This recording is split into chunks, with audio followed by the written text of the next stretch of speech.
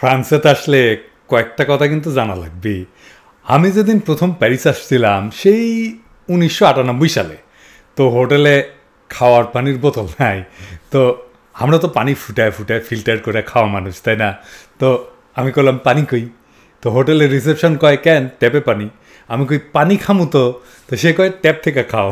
তো আমরা কলে ট্যাপ থেকে পানি খাই এটি। হ্যাঁ, এইখানে বোতলে পানি বেচা হয় না। এখানে যে বোতলে যে পানি বেচা হয় না তা না, কিন্তু 95% ট্যাপের পানি খায়। তো ভাবেন তাহলে শুধু বিশুদ্ধ খাবার পানি এটা দিবার পারে না কাঁঠাল রানী, সে নাকি দেশকে সিঙ্গাপুর মালয়েশিয়া বানাবি। তো এই পানি ফুটানোর জন্য নাকি কম এনার্জি, কম টাইম, কম গ্যাস লাগে। ওয়াসার এমডি অফিস করে আমেরিকার থেকে, কিন্তু বিশুদ্ধ পানি খিলানোর ক্ষমতা নাই। আঙ্কের যদি পানি ফুটানো না লাগলো নি, কত টাইম ব্যস্ত। আপনার গ্যাসের বিল 20% কম হইতো কিনা বলেন। যাই হোক, এবার আসল আলাপে আসি। এই যে হাসান মাহমুদরে ধন্যবাদ জানাইছে কে দেখেছেন? হ্যাঁ, চিনেন? চিনেন এ মালটারে চিনেন? অঞ্জন চৌধুরী। হ্যাঁ, আচ্ছা কেন ধন্যবাদ জানাইছে জানেন? সে করছে যে ইউটিউব আর আইপি চ্যানেল এগুলোর কোনো নিয়ন্ত্রণ নাই, তাই এরা মানহীন অনুষ্ঠান প্রচার করে, কইরা দেশের ভাবমূর্তি ক্ষুণ্ণ করে। তাই এদের বিরুদ্ধে অভিযান চালাইতেছে হাসান মাহমুদ, তাই তারা অভিনন্দন জানাইতেছে সিডি দিয়া। তো এই অঞ্জন চৌধুরীকে জানেন?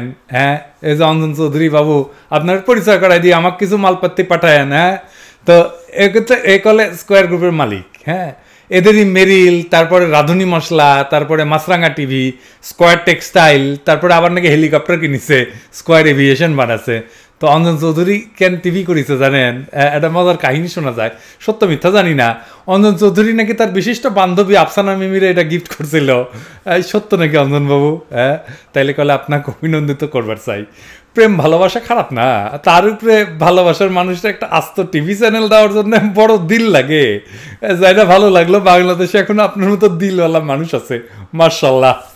তো অঞ্জন বাবু, আপনি যে কইছেন যে মানহীন, তো আপনার মানের টিকিটা কোনটি বান্ধা আছে সেটা না দেখাই দিই সবাই রে। হ্যাঁ, আমি বললাম আপনার শত্রু না, আপনার সাহায্যই করতেছি।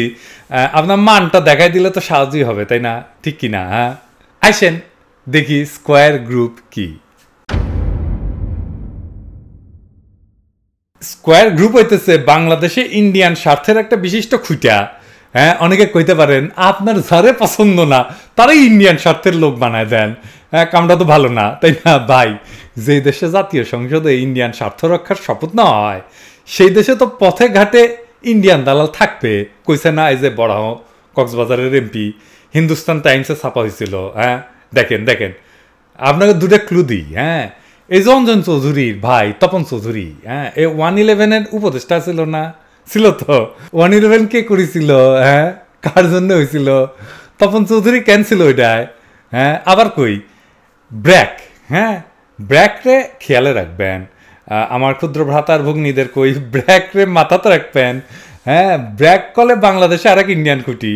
হ্যাঁ, আইসেন ব্র্যাকের গভর্নিং বডি দেখি। হ্যাঁ, দেখেছেন এখানে রিজনা হাসান আছে, ওই যে গাছ কাটা আন্দোলন করেছিল না, কছিলাম না? রিজনা হাসান ইন্ডিয়ান স্টুজেস মানে পুতুল। হ্যাঁ, দেখেন জায়গা মতো। কিন্তু আবার দেখেন তপন চৌধুরী এখানেও।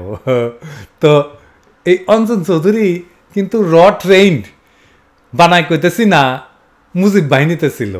অঞ্জন চৌধুরী কমান্ডো ট্রেনিং পেছে, এতে দেখেন নিজেই করছে সে মুজিব বাহিনীতে ছিল। আর মুজিব বাহিনী তো ট্রেন করছে, তাই না? এই যে জেনারেল উবান, এর তো স্পেশাল ফ্রন্টিয়ার ফোর্সের সেই চিফ, সে তো ট্রেন করছে মুজিব বাহিনীকে, তাই না? তো স্পেশাল ফ্রন্টিয়ার ফোর্স তো রয়ের। তো আবার এই অঞ্জন চৌধুরী মেরিলের লগে আমাকে প্রথম আলো দল বান্ধা মেরিল প্রথম আলো পুরস্কার দেয় না? হ্যাঁ, ওই প্রথম আলোর লগে কেন মেরিল? এবার বুঝিছেন তো, সব রসুনের হাসিনা কলে এক জায়গায় মিলিছে। হ্যাঁ, তো অঞ্জন বাবু ইউটিউবের পিছে লাগিয়েছেন কেন? আপনার নেত্রীরা বেশি প্যারা দিতেছে, কোনটা মানহীন আর কোনটা মানে ভরপুর এটা তুমি ঠিক করবা অঞ্জন বাবু। হ্যাঁ, তোমার এই মাত বুড়ি কে দিছে? নাকি তুমি মান ঠিক করার মাস্টার? যেহেতু তোমার টাকা আছে, টাকা তো তোমার এই জামানায় হচ্ছে, তোমার বাপ তো সালসা বানাতো, খুব রুচি শিখে গেছো না? হ্যাঁ, পাবলিক কলে জানতো না যে এই মাল মুজিব বাহিনী আওয়ামী লীগ স্পেন্সার। হ্যাঁ, তুমি তো ধরা খাইলা, তাও তোমাকে আরো ধরবো, তুমি ভাইবো না যে আমি একটা ভিডিও করে ছেড়ে দিব, জানো না তুমি তো আমাকে চেনো না, তাই না? ওই যে বাঘে চুলে নাকি 18 গা, পুলিশে চুলে নাকি 36 গা, আর পিনাকি চুলে কলে জয় বাংলা, বুঝো?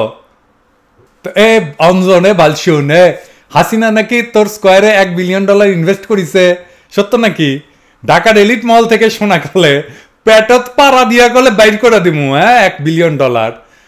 আচ্ছা আসেন এবারে না আমরা আমরা ওই যে অঞ্জন চৌধুরী যেটি থেকে উঠিছে আর কি, অঞ্জন চৌধুরীরা চৌধুরী হয়ে উঠিছে ওই ফার্মা ইন্ডাস্ট্রি, ওটা না ফার্মা ইন্ডাস্ট্রির পোস্টমর্টম করি। হ্যাঁ, এরা কারা, কেমনে এত বড় লোক হইলো, কেমনে পাওয়ারফুল হইলো, কেমনে ওদের হাসিনায় তেল হইলো, আজকে পুরা সেক্টরটারে করাপ্ট করে দিল, এই মেডিকেল সেক্টরটারে।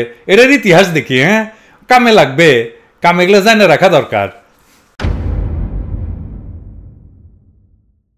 বাংলাদেশের এই যে এখনকার ইন্ডাস্ট্রি তৈরি হচ্ছে না, এই যে ফার্মা ইন্ডাস্ট্রি, সে 1982 সালে ড্রাগ পলিসির ফলে। এই ড্রাগ পলিসির মূল রূপকার কে আসিল জানেন? জাফর ভাই, তাই না? হ্যাঁ, তা তো ঠিক। সাথে কে আসিল? জাফর ভাই তো ডাক্তার, ড্রাগ পলিসিতে একজন ডাক্তার এবং একজন ফার্মাসিস্ট লাগবে, তাই না? কে ছিল সে ফার্মাসিস্ট? ফরাদ ভাই, আগেরও ফরাদ ভাই, উনি ফার্মাসিস্ট, জানেন তো? হ্যাঁ, তো বাংলাদেশে ফার্মাসিউটিক্যাল ইন্ডাস্ট্রির দুইজন মানুষের কাছে ঋণী থাকা উচিত, জাফর ভাই আর ফরাদ ভাই। তো যাই হোক, জাফর ভাই আর ফরাদ ভাই যে পলিসি করেছিল তার গভীরে না যায়, কিন্তু এই পলিসির কারণে দেশের ফার্মা ইন্ডাস্ট্রিগুলা দাঁড়ানোর সুযোগ তৈরি হয়েছিল। দাঁড়াবার পারছে কিনা সেটা আমরা দেখুননি। হ্যাঁ, এর ফলে এই ড্রাগ পলিসির ফলে মাল্টি ন্যাশনাল কোম্পানিগুলো জয় বাংলা হয়ে যায়, তো তারা বাংলাদেশ ছাড়া ভাগে। কিন্তু ফার্মা ইন্ডাস্ট্রি বড় হচ্ছে কিন্তু মানুষ হয়নি। হ্যাঁ, এরা এইসব পুরা সেক্টরটারে সিরিয়াসলি করাপ্ট করে ফেলছে।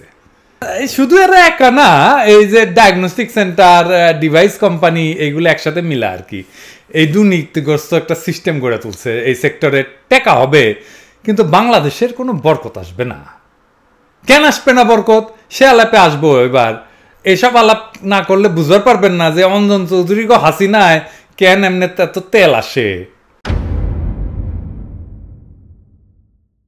আমি আগেও কলে করছিলাম, আবারও কই, যে ফার্মা কোম্পানিগুলো ডাক্তারদের মাসোয়ারা দেয়।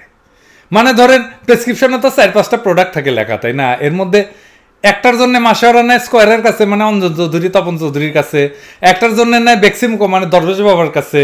একটার জন্য নেয় অপশনিনের কাছে, মানে এটা অপশনিন করলে আমির হোসেন আমুর কোম্পানি। হ্যাঁ, আর একটার জন্য নেয় ইনসেপ্টার কাছে, এটা বলে ফরিদুর রাজা সাগর আর শাইখ সিরাজের। হ্যাঁ, দেখেছেন তো সব হাসিনা লোকেরা, all the prime ministers man. তো দেশের ফার্মা কোম্পানিগুলো 90% আমি ঘরানার, বিএনপি ঘরানার। বড় কোম্পানি আছে এটাই, ওই একমি সিনহা সাহেবে, তো উই ক্যাঙ্কা বিএনপি, বুঝেছেন তো, দুধের মাসি বিএনপি। হ্যাঁ, জায়গা আপনি তো ডাক্তারের ফি দিচ্ছেন, তাই না? তো সে ফি কলে নিছে, তার উপরে আপনাকে যে প্রেসক্রিপশন দিছে তারও কমিশন লাগবে, বুঝেন? তো ডাক্তার যে ওই কোম্পানিগুলো প্রোডাক্ট লিখিচ্ছে কেমনে বুঝবি? বুঝবি, সে বাইরের লোক রাখিছে চেম্বারের বাইরে, চেম্বারের সামনে আপনি বেড়ালেই আপনার প্রেসক্রিপশনের উপরে ঝাঁপে পড়বে না? ওটা দেখে, ওটা দেখে যে লিখিছে কিনা আপনার ওই কোম্পানিগুলো প্রোডাক্ট। শুধু কি ওই যে ডায়াগনস্টিক সেন্টারগুলো আছে না, আপনাকে বেড়ে দেয় ইনভেস্টিগেশন করার লেগা, এরা ওই ডায়াগনস্টিক সেন্টারের কমিশন খায় 25 থেকে 50%। এটি শেষ না করলে এই যে বুকের যে স্টেন্ট লাগায় না, পেসমেকার বসায় না, এই ধরনের জিনিস আছে না, এই যে এটারও কমিশন খায় ডাক্তারেরা। পেসমেকারের দাম যদি 2 লাখ টাকা হয়, 50,000 টাকা ডাক্তারে নেয়। তো আপনি যে হাসপাতালে ভর্তি হবেন তার সিট ভাড়ার কমিশন নেবে ডাক্তার, আইসিইউ এর ভাড়ার কমিশন নেবে ডাক্তার। সবাই না কিন্তু বেশিরভাগ ডাক্তার নেবে এটা। এক বালতি গুয়ের মধ্যে যদি 10টা এলাচি দেন তাহলে কি গু শুদ্ধ হয়ে যাবে, নাকি এলাচিও গু হয়ে যাবে? আগে ডাক্তার বললে যে সম্মানটা ছিল সেটা এরা সামান্য কয়টা টাকার লোভে হারা ফেললো একেবারে। তো কি আর করুম কন, যে নিজের হাসিনা যদি নিজে মারে তাহলে কার করার কি আছে? তো এই যে লুটপাটের মাস্টার ফার্মা কোম্পানিগুলা, এই লুটপাট করে কি শান্ত থাকে? হ্যাঁ, তা তো না। লুটপাট যারা করে তারা আর কি করে বলেন? তারা পাচার করে টাকা। তো এই ফার্মা আলা ভদ্রলোকেরা কি পাচার না করে বসে থাকবে? তা তো থাকবে না। চোর চুরি না করলে তার হাসিনা কুরকুরাবে। তো এই চুরি কেমনে করছে সেটা দেখি একটু ফার্মা কোম্পানিগুলা। হ্যাঁ, এটা ভদ্রলোকের চুরি ধরায় দিই। এই যে নিউজ দেখেন কি কয়, এ কছে যে কেন্দ্রীয় ব্যাংকের তথ্য পর্যালোচনা করে দেখা যায় গত অর্থ বছরে মানে এই অর্থ বছরে মানে যে 2021-22 অর্থ বছরে মানে আগের অর্থ বছরে 2020-21 ওষুধ শিল্পে বাংলাদেশের মোট আমদানি ছিল 36 কোটি টাকা, মানে 36 কোটি টাকা দিয়ে সে র মেটেরিয়াল কিনছিল, তা মেশিনপত্র যা যা কিনছিল আর কি। গত অর্থ বছরে সেটা 148 কোটি ডলারে উন্নীত হয়েছে। ফার্মাসিউটিক্যালসে একসময় তো আমি এই কামই করে রেখেছি, তো ফার্মাসিউটিক্যালসে যা আমদানি হয় তার 9 থেকে 10 গুণ বেশি বিক্রি হয়, এটা সাধারণ নিয়ম। ফার্মাসিউটিক্যালসে বিক্রি কত 300 কোটি ডলারের মতো, তো এইটার জন্য আমদানি করতে হবে 30 থেকে 35 কোটি ডলার, ওই যে মিলে যায় না, দেখছেন না? তো যদি 148 কোটি ডলারের আমদানি হয় তাহলে বিক্রি হওয়ার কথা 1500 কোটি ডলার, বাকি ডলার গেল কই? অনেকে কইতে পারেন কোভিডের টিকা আমদানি হয়েছে ওই সময়, আমি স্বাস্থ্য মন্ত্রণালয়ে হিসাব নিছি, যারা দিছে তাদের ধন্যবাদ। একটা জিনিস কলে আবিষ্কার করলাম, এটা করবা যায়। আমি কইছিলাম কবেন যে পিনাকি চাইছে, তো মন্ত্রণালয়ের লোকেরা কিন্তু আমার নাম শুনে আগ্রহ নিয়ে দিয়ে দিছে। তো করছে কি যে 491 মিলিয়ন ডলার খরচা হয়েছে কোভিডের টিকায়, তো 491 মিলিয়ন মানে 5 কোটি ডলার, 36-এর সাথে আরো 5 কোটি যোগ দিই 41 কোটি ডলার হয়, তাই না? কোনোভাবে 148 কোটি ডলার তো হয় না। তো এই টাকা কই পাঠাচ্ছেন অঞ্জনবাবু? হ্যাঁ, অঞ্জনবাবু নিজে পাঠায় নাই, সবাই মিলেই ঝুলেই পাঠাইছে আর কি। ধরেন এই যে পপুলারের মালিক, হ্যাঁ, মুস্তাফিজ সাহেব, হুই সিঙ্গাপুরে কিচেনার রোডে আছে না ওই যে মুস্তফার কাছে উডি ফ্ল্যাট কিনেছে এটা, তো মুস্তাফিজ সাহেব ক্যাঙ্কা করে কিনেছেন, টাকা ক্যাঙ্কা করে পাঠাচ্ছেন। ইয়া মুস্তাফিজ সাহেব ফ্ল্যাটের অ্যাড্রেস চান? দিমু হ্যাঁ, থাক দিলাম না। ওই এই যে টাকা পাচার করেছেন না, এটা মানি লন্ডারিং, বুঝছাও? তো শাস্তি কি জানেন তো? বাকি জীবন কালে 14 শিখের মধ্যে কাটানো লাগবি। তো এখন তো হাসিনার লেসপেন্সারি করিচ্ছেন, হ্যাঁ, ওই যে মোদাসের আলীর পিছে পিছে ঘুরেন।